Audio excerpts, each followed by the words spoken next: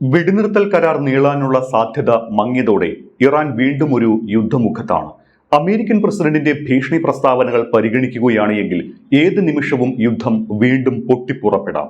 അടിക്ക് തിരിച്ചടി എന്ന നയത്തിൽ നിന്ന് പിന്നോട്ടില്ല എന്ന് ഇറാൻ തെളിയിക്കുകയാണ്. US ഉപരോധം മറികടന്ന ഇറാന്റെ കപ്പലിനെ ആക്രമിച്ച് കസ്റ്റഡിയിലെടുത്തതിന് പ്രതികാരം ചെയ്തുവെന്ന് ഇറാൻ അവകാശപ്പെട്ടു. ഡ്രോണുകൾ ഉപയോഗിച്ച് അമേരിക്കൻ യുദ്ധക്കപ്പലിനെ ആക്രമിച്ചുവെന്നാണ് ഇറാൻ പറയുന്നത്. അമേരിക്ക പതിവ് പോലെ അത് സ്ഥിരീകരിച്ചിട്ടില്ല. ലോകത്തിന് മുന്നിൽ തെളിവുകൾ വരുന്ന സംഭവങ്ങൾ മാത്രമാണ് അമേരിക്ക സ്ഥിരീകരിക്കാറുള്ളത്. മുമ്പ് F-35 യുദ്ധവിമാനങ്ങൾ ആക്രമിക്കപ്പെട്ടപ്പോൾ അതിന്റെ ദൃശ്യങ്ങൾ ഇറാൻ പുറത്തുവിട്ടപ്പോൾ മാത്രമാണ് ഗത്യന്തരമില്ലാതെ ആ സംഭവങ്ങൾ അമേരിക്ക സ്ഥിരീകരിച്ചത്. ഡ്രോണുകൾ ഉപയോഗിച്ച് അമേരിക്കൻ കപ്പലിനെ ആക്രമിച്ചുവെന്ന ഇറാന്റെ അവകാശവാദത്തിനും അത് ബാധകമാണ്. ഇറാന്റെ അവകാശവാദം സത്യമെങ്കിൽ യുദ്ധത്തിലെ നിർണായക മുഹൂർത്തമായി ഇതിനെ കണക്കാക്കാം. ഇറാനിൽ തീമഴ പെയ്യിച്ച വിമാനങ്ങൾ പറന്നു പോകുന്നത് മേഖലയിൽ വിന്യസിച്ചിട്ടുള്ള കൂറ്റൻ പടക്കപ്പലുകളിൽ നിന്നാണ്. 40 ദിവസം യുദ്ധം ചെയ്തിട്ടും ഈ കപ്പലുകളെ ഇറാൻ ആക്രമിച്ചില്ല.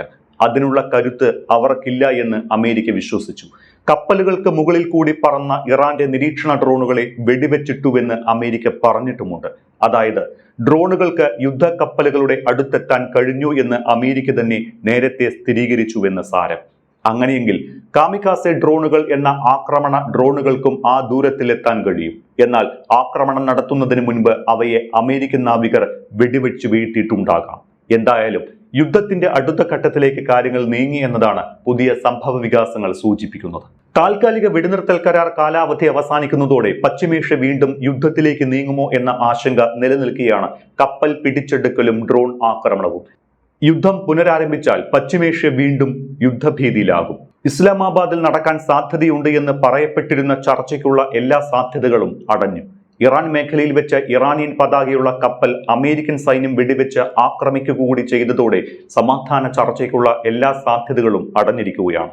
ഇത്രയും ദിവസം കടുപ്പിച്ചും അയഞ്ഞു പ്രതികരിച്ചിരുന്ന US പ്രസിഡന്റ് ഡൊണാൾഡ് ട്രംപിന്റെ വാക്കുകൾക്കും മാറ്റം വന്നിട്ടുണ്ട്. ട്രംപിന്റെ വാക്കുകൾക്ക് വീണ്ടും ശക്തമായ ഭീഷണിയുടെ സ്വരം കൈവന്നിരിക്കുന്നു. US മുന്നോട്ട് വയ്ക്കുന്ന കരാർ എന്തായാലും അത് അംഗീകരിക്കാത്ത പക്ഷം ഇറാനിലെ എല്ലാ ഊർജ്ജ നിലയങ്ങളും പാലങ്ങളും തകർത്തു കളയുമെന്നാണ് ട്രംപിന്റെ മുന്നറിയിപ്പ്. എന്നാൽ അമേരിക്കയുടെ അതിരുകവിഞ്ഞ ആവശ്യങ്ങളും നിരന്തരമായ നിലപാട് മാറ്റങ്ങളും തങ്ങൾക്ക് അവരിൽ വിശ്വാസമില്ലാതാക്കിയെന്നും അതിനാൽ ഇസ്ലാമാബാദിൽ നടക്കാനിരിക്കുന്ന രണ്ടാം റൗണ്ട് ചർച്ചയിലേക്ക് ഇല്ല എന്നും ഇറാൻ അസന്നിഗ്ധമായി തന്നെ നിലപാട് വ്യക്തമാക്കിയിട്ടുണ്ട്. സമാധാന ചർച്ചകൾക്ക് ഇപ്പോഴും തടസ്സം ഹോർമുസ് കടലിടുക്കിലെ സാഹചര്യങ്ങളാണ്. ഗൾഫ് ഓഫ് ഒമാൻ മേഖലയിൽ ചബഹാർ തുറമുഖത്തോട് ചേർന്നാണ് ഇറാനിയൻ ചരക്ക് കപ്പൽ ആക്രമിക്കപ്പെട്ടത്. US ഉപരോധം മറികടന്ന് മുന്നോട്ടു പോകാൻ ശ്രമിച്ചതിനാൽ കപ്പലിന്റെ എഞ്ചിൻ റൂം ആക്രമിക്കുകയായിരുന്നുവെന്നാണ് ഡൊണാൾഡ് ട്രംപ് ട്രൂത്ത് സോഷ്യലിൽ പങ്കുവച്ച കുറിപ്പിൽ വ്യക്തമാക്കിയിരിക്കുന്നത്. പിന്നാലെ ഇസ്ലാമാബാദ് ചർച്ച ബഹിഷ്കരിക്കുന്നതായും ഇറാൻ പ്രഖ്യാപിച്ചു.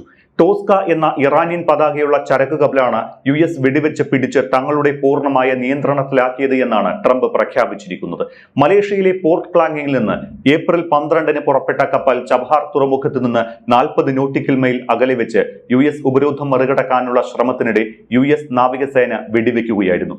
കപ്പൽ നിർത്താനും മുന്നോട്ടു പോകരുത് എന്നുമുള്ള മുന്നറിയിപ്പ് അവഗണിച്ച് മുന്നോട്ടു പോകാൻ ശ്രമിച്ചതുകൊണ്ടുമാണ് വെടിവെച്ചത് എന്നാണ് US ആരോപിക്കുന്നത്. മാത്രമല്ല നിയമവിരുദ്ധ പ്രവർത്തനങ്ങളുടെ പേരിൽ US മുൻപ് കരിമ്പട്ടികയിൽപ്പെടുത്തിയ കപ്പലാണ് ടോസ്ക എന്നും US ആരോപിക്കുന്നു. US-ന്റേത് കൃത്യമായും വെടിനിർത്തൽ കരാറിന്റെ ലംഘനമാണ് എന്നും അതുകൊണ്ട് സമാധാന ചർച്ചയിൽ പങ്കെടുക്കില്ല എന്നുമാണ് ഇറാൻ നിലപാടറിയിച്ചിരിക്കുന്നത്. ട്രംപ് വീണ്ടും ഭീഷണിയുടെ സ്വരത്തിലുള്ള മുന്നറിയിപ്പിലേക്ക് കടന്നിരിക്കുകയാണ്. US മുന്നോട്ട് വയ്ക്കുന്ന ന്യായവും യുക്തിസഹവുമായ ഡീൽ ഇറാൻ സ്വീകരിച്ചില്ല എങ്കിൽ ഇറാനിലെ എല്ലാ പവർ പ്ലാന്റുകളും പാലങ്ങളും തകർത്ത് കളയുമെന്നാണ് ട്രംപിന്റെ ഭീഷണി.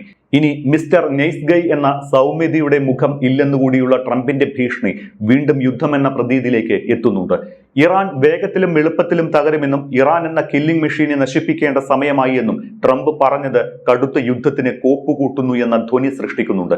എന്തുകൊണ്ട് സമാധാന ചർച്ചകൾ പരാജയപ്പെടുന്നു അല്ലെങ്കിൽ അനിശ്ചിതത്വത്തിലാകുന്നു എന്ന് ചോദിച്ചാൽ അതിനുത്തരവും ട്രംപിന്റെ ഈ തിടുക്കവും അതിരുകടന്നുള്ള ആവശ്യങ്ങളുമാണ്. സമാധാനം എന്നതിനപ്പുറത്ത് ട്രംപിന് വേണ്ടത് യുദ്ധം മാത്രമാണ്. ഹോർമൂസിൽ തട്ടിയാണ് സമാധാന ശ്രമങ്ങളെല്ലാം പാതി വഴിയിൽ വീണുപോകുന്നത്. ലെബനനിലും വെടിനിർത്തൽ പ്രഖ്യാപിച്ചതോടെ ഹോർമൂസ് തുറക്കാൻ ഇറാൻ സമ്മതിച്ചുവെങ്കിലും US നാവിക ഉപരോധം തുടർന്നതോടെ അത് വീണ്ടും അനിശ്ചിതത്വത്തിലായി.